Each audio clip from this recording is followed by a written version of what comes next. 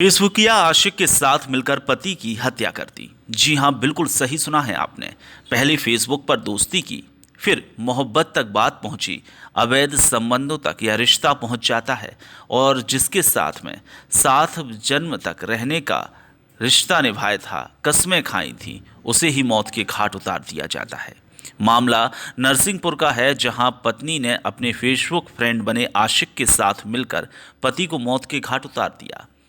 24 जनवरी को करेली थाने के कोसदा गांव के रहने वाले 30 साल स्वप्नेश, जिनका नाम है, वह गायब थे। परिजनों ने रिपोर्ट दर्ज करवाई थी। गुम इंसान के बारे में जब पुलिस ने तहकीकात शुरू की तो उसके बाद दूर के रिश्ते में लगने वाले जीजा सूर्य प्रकाश पर शक हुआ। पड़ताल शुरू की गई तो वहीं पूछताछ के बाद सारे पर्दे खुलने शुरू हो गए। जहां निशानदेही पर छिंदवाड़ा के हर्रई टीम पहुंची और तालाब से स्वप्नेश का शव खोज निकाला। आरोपी सूर्य प्रकाश ने मृतक की पत्नी के साथ मिलकर इस वारदात को अंजाम दिया था, तो वहीं मोबाइल चार्जर की लीड से उसका गला घोटा था और उसकी हत्या कर दी थी।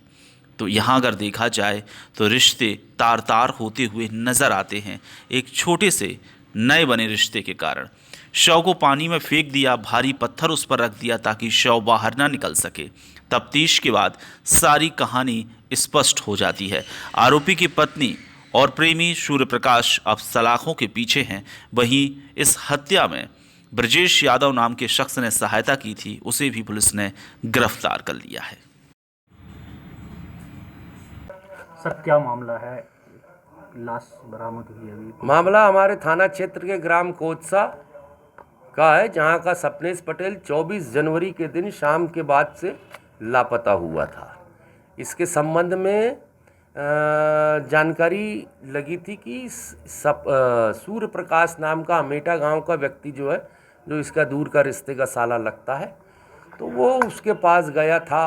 जो कुछ भी हालात हों, सूर्य प्रकाश से जब अपन ने इस संबंध में पूछताछ की, 25 तारीख को इस संबंध में हमारे यहाँ गुम इंसान पंजीबद्ध था, जांच तलाश जारी थी और उसी जांच तलाश में सूर्य प्रकाश से जब बातचीत की गई, कथन लिए गए, तो उसने कहा, इसने इस बात से इनकार किया कि वह उसको मिला था।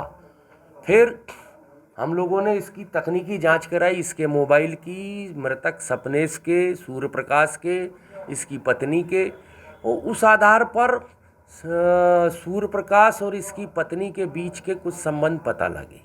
जब संबंध पता लगे तो कड़ाई से फिर वो सूर्य प्रकाश को कल ला करके जब पूछताछ की गई, पूछताछ करने के बाद उसने स्वीकार किया कि इसकी जो स्वप्नेश की पत्नी है श्लेखा, उससे इसके संबंध थे, शारीरिक संबंध भी थे, और उस संबंधों की जानकारी मृतक इसको लगी स्वप्नेश को, तो वो इससे चिढ़ता था, बुराई रखता था, और बुराई रखने के दौरान इसने कहा कि भाई तू मेरे से संबंध मत रख, ना ही मेरी पत्नी से कोई संबंध रख। तो ये दबाव बनाने लगा, दबाव, पैसा कौड़ी इत्यादि, कर्जा अर्जा दिया, उसको दबाव बनाया। बनाने के साथ साथ पत्नी भी नाराज़ रहती थी कि उसको उसके आशिक से मिलने में तकलीफ़ हो रही थी। तब फिर इन्हें एक आपराधिक षड्यंत्र कर उसको 24 तारीख के दिन यहाँ कृष्णा ढाबा, कृष्णा होटल के पीछे जो नहर है, वहाँ बुलवाए। वो बुलवाने के बाद फिर वहाँ षड्यंत्र पूर्वक इसकी अपने एक साथी के सहित एक कार से पहुँचा, 40 MP-20 CG 4058 कार से सूर्य प्रकाश अपने साथी जो इसका हरवाहा है ब्रजेश यादव, उसके साथ पहुँचा।